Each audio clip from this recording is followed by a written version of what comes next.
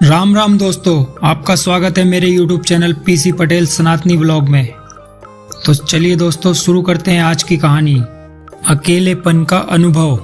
मेरी पत्नी ने कुछ दिन पहले घर की छत पर कुछ गमले रखवा दिए। फिर किसी नर्सरी से कुछ पौधे मंगवाकर छत पर ही उसने एक छोटा सा बगीचा बना लिया। वो नियमित रूप से उनमें पानी देती और माली को बुलाकर खाद इत्यादि डलवा देती।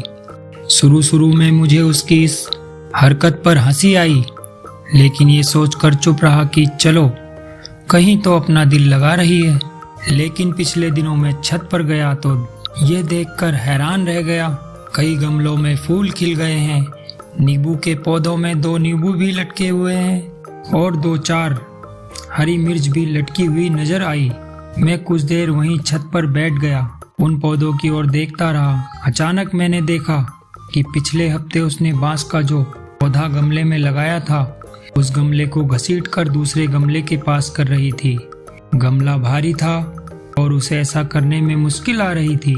मैंने उसे रोकते हुए कहा कि गमला वहीं ठीक है, तुम उसे क्यों घसीट रही हो।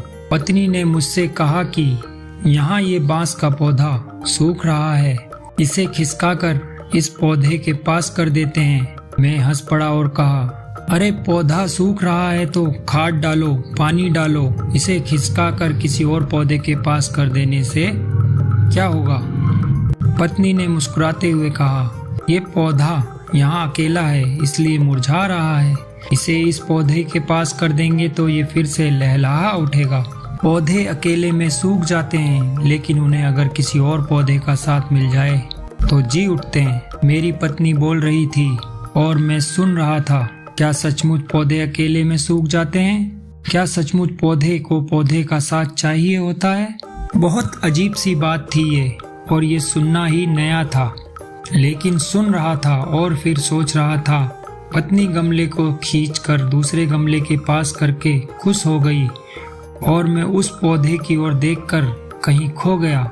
एक एक कर कई तस्वीरें आंखों के सामने बनती चली गई। माँ की मौत के बाद पिताजी कैसे एक ही रात में बहुत बूढ़े हो गए थे।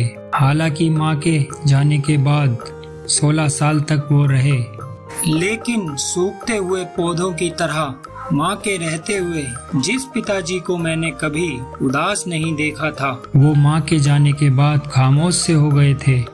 हालांकि हमारे साथ वो हमारी तरह ही जीते थे, लेकिन कई बार मैंने उन्हें रात के अंधेरे में अकेले सुबकते हुए सुना था।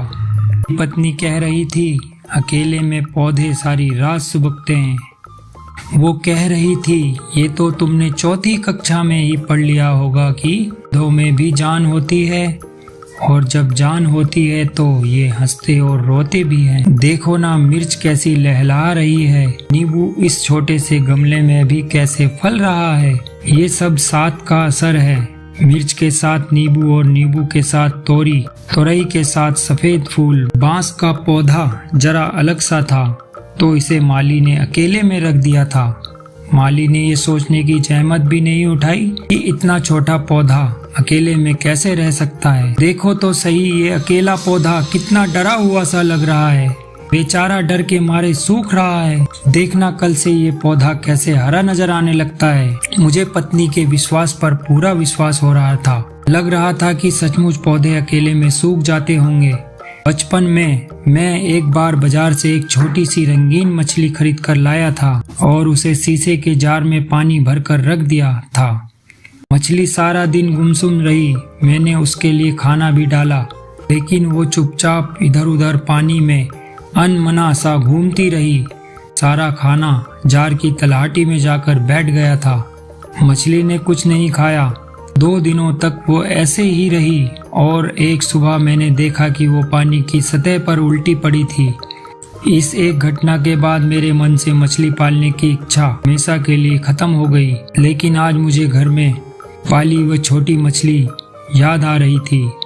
बचपन में किसी ने मुझसे ये नहीं बताया था कि एक मछली कभी बहुत दिनों तक नहीं जीती।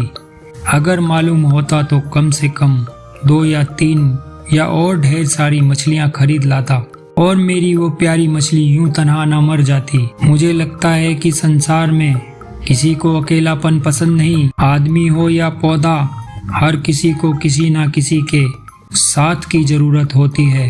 आप अपने आसपास झांकिए, अगर कहीं कोई अकेला दिखे तो उसे अपना साथ दीजिए, उसे मुरझाने से बचाइए। अगर आप अकेले हो तो आप भी किसी का साथ लीजिए, आप खुद को भी मुरझाने से रोकिए। पहले भी लिखा था, पुनः कह रहा हूँ कि अकेलापन संसार में सबसे बड़ी सजा है। गमले के पौधे को तो हाथ से खींचकर एक दूसरे पौधे के पास किया जा सकता है, लेकिन आदमी को करीब लाने के लिए जरूरत होती है रिश्तों को समझने की, सहजने की और समेटने की। अगर मन के किसी कोने में आपको लगे कि जिंदगी का रस सूख रहा है, जीवन मुरझा रहा है, तो उस पर रिश्ते के प्यार का रस डालिए। खुश रहिए और मुस्कुराइए। कोई यूं ही किसी और की गलती से आपसे दूर हो गया हो तो उसे अपने समीप लाने का प्रयत्न कीजिए और हो जाइए हरा भरा। तो दोस्तों, आज की कहानी आपको कैसी लगी प्लीज कमेंट में जरूर बताएं। जय श्री राम।